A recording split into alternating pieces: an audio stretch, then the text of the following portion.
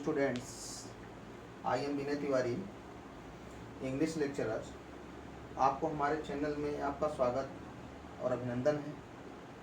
मेरे चैनल का नाम इंग्लिश विद तिवारी जी। आप इस चैनल को सब्सक्राइब, लाइक और शेयर करना न भूलें। मेरे प्यारे विद्यार्थियों, हम आपके लिए टॉपिक लेकर के आए हैं जो टॉपिक कंपटीशन के लिए, एकेडमी के लिए, दोनों के लिए अनिवार्य है। तो प्यारे विद्यार्थियों, इस टॉपिक को जो है आप देखें। अभी तो हम आपको जो है भाई वीडियो शेयर कर रहे हैं, आज नहीं कल हम आपके लिए जो है ऑफलाइन आएंगे, अर्थात ऑनलाइन आएंगे। एक टाइम आपको जो है देंगे, उस टाइम पर हम आपको जो है पूरी क्लास आपकी लेंगे। तो आइए विद्यार्थियों, हम आपको जो है बताते हैं। एक टॉपिक आपका है, आप चाहे वो कंपटीशन के विद्यार्थी हों, चाहे वो एकेडमिक विद्यार्थी हों, सबके लिए जो है टॉपिक है वॉयस। वॉयस मीन्स होता है बेटा जो है वाच्य। तो वॉयस मीन्स यदि कोई पूछे, जैसे हिंदी में आप जो है वाच्य पढ़ते हो, अंग्रेजी में इसको हम वॉयस कहते हैं। वॉयस दो प्रकार के होते हैं मेरे प्यारे विद्यार्थियों। वॉयस दो प्रकार का होता है। अगर कोई पूछे कि how many kinds of voice, voice कितने प्रकार के होते हैं, तो आपको बताना है कि वॉयस दो प्रकार के होते हैं, active voice and passive voice. Active voice और पैसिव वॉयस, तो हम इसको पहले बताएंगे कि एक्टिव वॉयस क्या होता है और पैसिव वॉयस क्या होता है। देखिए, एक्टिव को हम कहते हैं कर्तवाच्य, पैसिव को हम कहते हैं कर्मवाच्य। कोई भी यदि आपसे पूछता है बेटा वॉयस कितने प्रकार के होते हैं, how many kinds of voice, तो आप बताएंगे कि वॉयस दो प्रकार के होते हैं, एक्टिव एंड पैसिव। अब हमें जानना है कि एक्टिव का डेफिनेशन क्या होता है, एक्टिव वॉइस किसे कहते हैं। तो आपको बताना है कि एक्टिव वॉइस किसे कहते हैं। एक्टिव मीन्स होता है कर्तवाच्य, जब वाक्य में हम सब्जेक्ट यानी कर्ता को प्रधानता देते हैं। सब्जेक्ट मीन्स क्या होता है, कर्ता। कर्ता क्या होता है, जो कार्य करने वाला है। कार्य करने का मतलब, जैसे मैं पढ़ा रहा हूँ और आप लोग उस चीज को सुन रहे हो, आप लोग उस चीज को देख रहे हो, तो कार्य करने वाला ही कर्ता होता है। ठीक है, कार्य करने वाला कर्ता होता है। यदि वाक्य में हम इस कर्ता को प्रधानता देते हैं, यदि वाक्य में हम कर्ता को ऑल इन वन अर्थात सर्वे सर्वा मान लेते हैं, तो इसको हम एक्टिव वॉइस कहते हैं। कोई भी पूछे बताओ एक्टिव वॉइस क्या होता है, तो बिल्कुल आप बताओ कि जब वाक्य में हम सब्जेक्ट यानी कर्ता को प्रधानता दिया जाए तो इसे हम एक्टिव वॉइस कहते हैं। अब बात आती है कि बताइए कि एक्टिव वॉइस में जो सब्जेक्ट होता है उसका हम कैसे पता लगाते हैं। तो उसका पता लगाने के लिए आप सीधे वाक्य में जो है कौन या किसे का प्रश्न कीजिए। जब वाक्य में कौन या किसे का प्रश्न करते हैं, और कौन या किसे का प्रश्न करने पर यदि आपको जो उत्तर मिले वही आपका क्या होता है, सब्जेक्ट होता है। और कोई भी पूछे बताओ एक्टिव वॉइस क्या होता है, तो आपको बताना है कि जब वाक्य में हम सब्जेक्ट को प्रधानता देते हैं तो उसको हम एक्टिव वॉइस कहते हैं। ठीक है, जैसे एग्जाम्पल के तौर पर हम ले लीजिए कि Ram reads a book, Ram एक पुस्तक पढ़ता है। आप कौन का प्रश्न करो, यानी who reads a book, who reads a book, एक किताब कौन पढ़ता है, तो उत्तर आपको क्या मिल रहा है, इसमें जो है राम। अर्थात किताब पढ़ने का काम कौन कर रहा है, राम कर रहा है। इसलिए हम इसमें देखो राम को हम प्रधानता दे रहे हैं, इसलिए पूरा वाक्य हमारा कौन सा वॉइस हो गया, जो है एक्टिव वॉइस हुआ।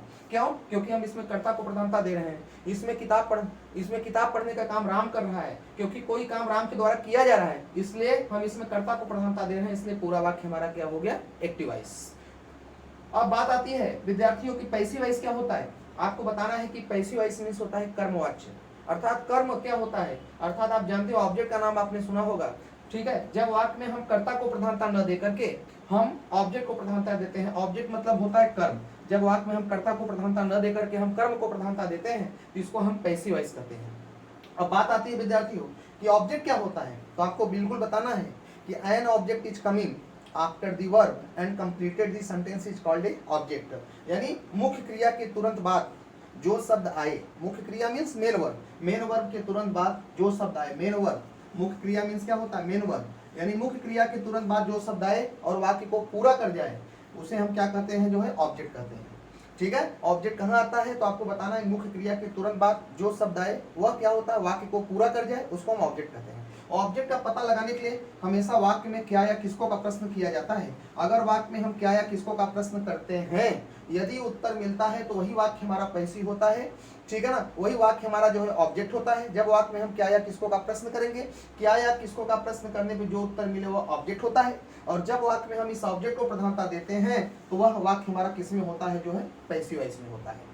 ठीक है प्यारे विद्यार्थियों, आपको समझ में आ गया होगा कि पैसिव वॉइस क्या होता है। तो आपको बताना है कि जब वाक्य में हम सब्जेक्ट को प्रधानता न दे करके हम ऑब्जेक्ट को प्रधानता दें, और ऑब्जेक्ट का पता लगाने के लिए सीधे आप क्या या किसको का प्रश्न करो, क्या या किसको का प्रश्न करने पे यदि उत्तर मिलता है उसी वाक्य का हम पैसिव बनाते हैं। अगर क्या या किसको का प्रश्न करने पर उत्तर नहीं मिलता है तब उस वाक्य का हम पैसिव नहीं बनाते हैं।